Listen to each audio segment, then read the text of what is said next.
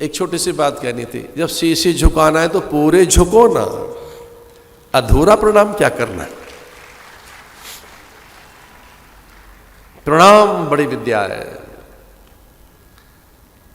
समुची वसुधा के वैभव का एकमात्र भोक्ता इंद्र जिसको शीश झुकाता हो, यम वरुण कुबेर जिसकी वंदना करते हो, जिसके द्वार पर बृहस्पति सनकादिक नारद और ब्रह्मा नित्य आगमन करते हो, जिसके द्वार पर सन्यासियों के झुंड में महादेव आ जाता हो, ऐसे दशरथ अपने गुरु को साष्टांग प्रणाम कर रहे। कृतज्ञता है उसमें, थैंक्स गिविंग। आपने यज्ञ कराया था, फल मिल गया, यज्ञ फल, चलो भगवान नामकरण करने के लिए चलिए। ये अधिकार गुरुजनों का है, माता पिता का है, आचार्यों का है। आप नामकरण न करें, अन्नप्राशन आप न करें, मुंडन कर्ण छेदन का अधिकार जिनको उन्हें दें। अन्नप्राशन का भी अधिकार आपका नहीं है, वो पुरोहित का है। नामकरण का भी आपका अधिकार नहीं है, पुरोहित का। कर्ण छेदन मुंडन का भी आपका अधिकार नहीं है, वो ज्येष्ठाओं का है, मान्याओं का है, कुल पूज्याओं का है, जो ज्येष्ठाएं हैं कुल की, उनका है। आपके और बाद में अधिकार बहुत है।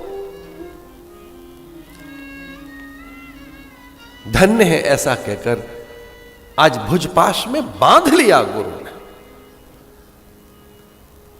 और ये पहली बार ऐसा हुआ, गुरु अपने को रोक नहीं पाए, दशरथ को भुजपाश में बाहु में बांध लिया आपने। हर्षित हो गए। कौन नहीं है जो नामकरण की लीला देखने के लिए व्याकुल न हो। देवगण ब्राह्मणों के झुंड में वेश बदलकर बैठ गए।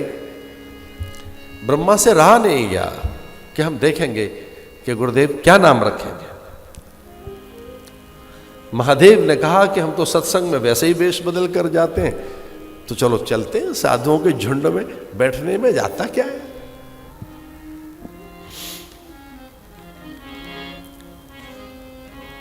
अब कल्पना करेंगे, अभी तक भी राम नहीं देखा है उन्होंने, अभी तक भी।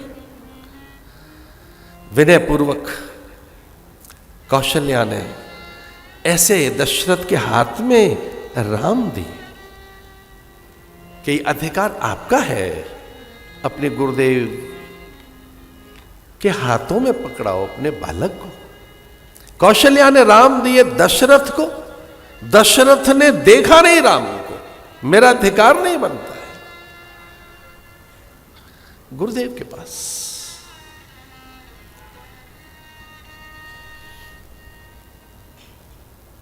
बहुनि सन्ति नामा,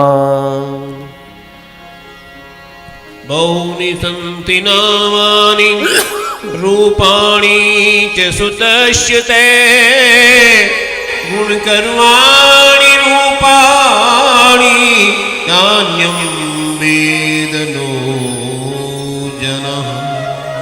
असमर्थता, अशक्यता, विवशता गुरु की प्रकट हो गई। गर्गाचार्य के साथ भी ऐसे हुआ था। कृष्ण को देखकर, जब देखा कृष्ण को गर्गाचार्य ने, तो विवश हो गए कि ये क्या है, परमात्मा के बारे में मैं क्या बताऊं, ईश्वर के विषय में बोलूं क्या, ये तो परमात्मा है। न इति न इति नेति नेति, ये सनातन है, ये पूर्ण है, ये ब्रह्म है, ये नित्य है, शाश्वत है। तान्यम वेद, तान्यम वेद नो जाना, जिसे वेद नहीं जान पाए, या वेद भी ऐसा कहते हैं अभी और है, न इति, अभी और कुछ कहना है, न इति पूरा नहीं हुआ है, अभी कुछ और भी कहना है, न इति, नेति करते न इति, न इति, अभी और भी कहा जा सकता है कुछ। कौन है ये? अचिंतनीय, अग्राह्यम, अवर्णीयम, अकथनीयम, अनिर्वचनीयम।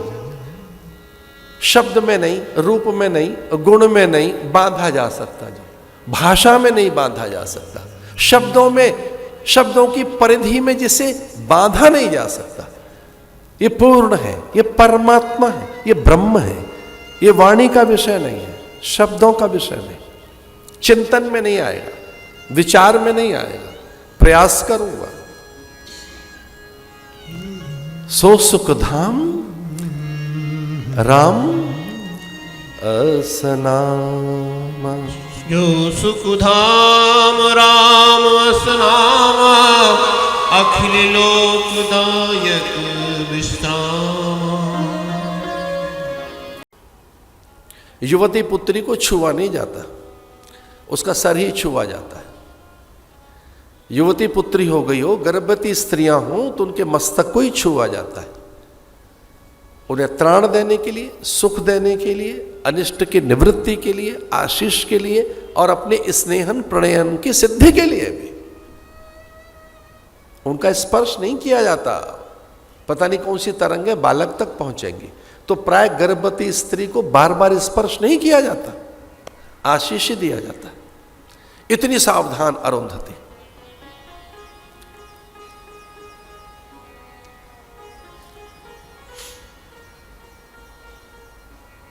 बहुत संकोच में कौशल्या। कैकेयी ने और सुमित्रा ने घेर लिया कौशल्या को। मौना धीरा गंभीरा क्षम्या।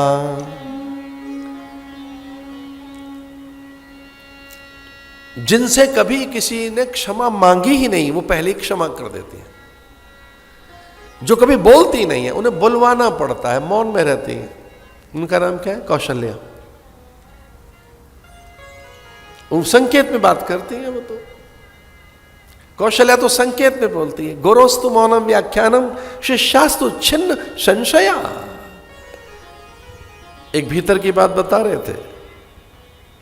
गुरु अपने अंतरंग शिष्य से कम बातें करता है, संकेत से बात करता है। और विश्वास कीजिए, मेरे और मेरे गुरु के ज्यादा संवाद नहीं हुए, बहुत थोड़ी बातें हुई हैं। उन पर ही मैं चल पड़ूं तो बहुत है, थोड़ी सी। गुरोस्तु मौनम व्याख्यानम। मौन है कौशल्या।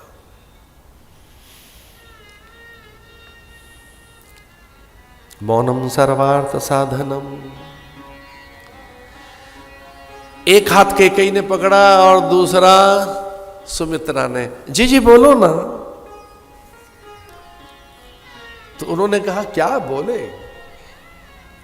मुझे तो लगता है जब से मेरे भीतर वो सत्ता आई है, मैं कभी कभी विचार करती हूं ये अंबर मैंने बनाया है क्या? ये आकाश, ये धरा, निहारिका और नक्षत्र, काल, जीव के स्वभाव और विविध कर्म और नाना प्रकार की जो जैव रचना है, क्या पर्वत, पौधे, पादप, वनस्पतियां मैंने बनाई है?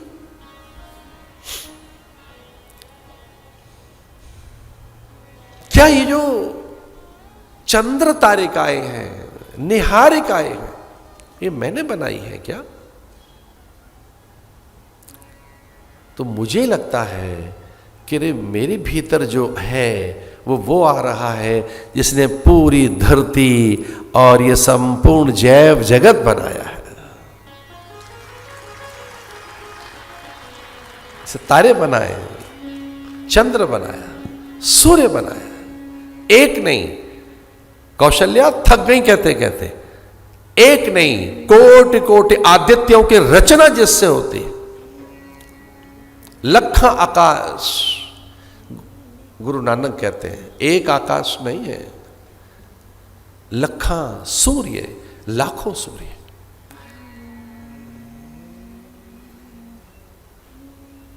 जा दिन ते हरि गर्भई आए। सकल लोक सुख संपत्ति छाए। जा दिन ते हरि गर्भई आए। जैसे ही हरि आए तो सकल लोक सुख संपत्ति छाए। यह समूची सृष्टि, जीव रचना, मुझे लगता है कि मैं ब्रह्म जननी, मैं नारायण की मां बनने वाली हूं, मुझे ऐसा लगता है।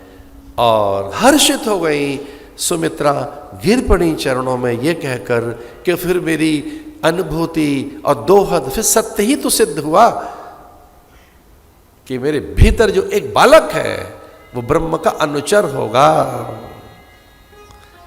और ब्रह्म का उपासक होते हैं महात्मा, भगवान की उपासना करते हैं साधु। तो ये कैकेयी का बेटा तो साधु होगा, तो मेरा एक बालक साधु की सेवा में और दूसरा ठाकुर की सेवा में। एक बालक ठाकुर सेवा, एक साधु सेवा।